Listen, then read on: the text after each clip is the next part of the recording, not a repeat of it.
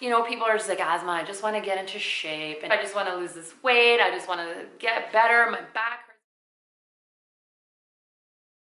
These posts short because I just want to get you guys used to me talking about all these health topics. Now for the word that my clients probably are so tired of hearing me say, and I actually find myself being cautious with how much I say it because I don't want to, you know, people are just like, Asma, I just want to get into shape and I just want to lose this weight. I just want to get better. My back hurts, my neck hurts, my shoulder hurts.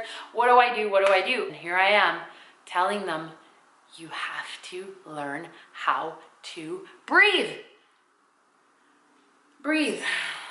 But why breathing is so important, no matter what your fitness goal is, there are two things. So the one reason why it's so important is oxygen fuels our muscles. So when you are exercising, even when you're not exercising, you're out for a walk or you're just doing your day, you're at work, your body is fatigued. If you're not breathing properly, your muscles have no life.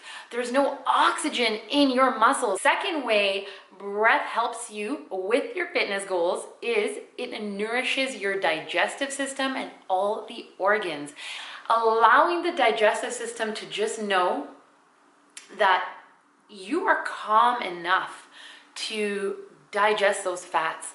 But when we're not breathing properly, we're in fight or flight. Our bodies are like, oh, she's gonna take off. I don't know what's gonna happen next. I just gotta be on guard. I don't have time to burn fat. I don't have time to metabolize all the other stuff. And I don't have time to produce hormones because I gotta be on guard. So guys, I'm gonna try to keep this short again, but I'm gonna talk a lot more about it. Sign up in the link below. This information is gonna come at you and it's coming hard because it's going to help you reach your fitness goals.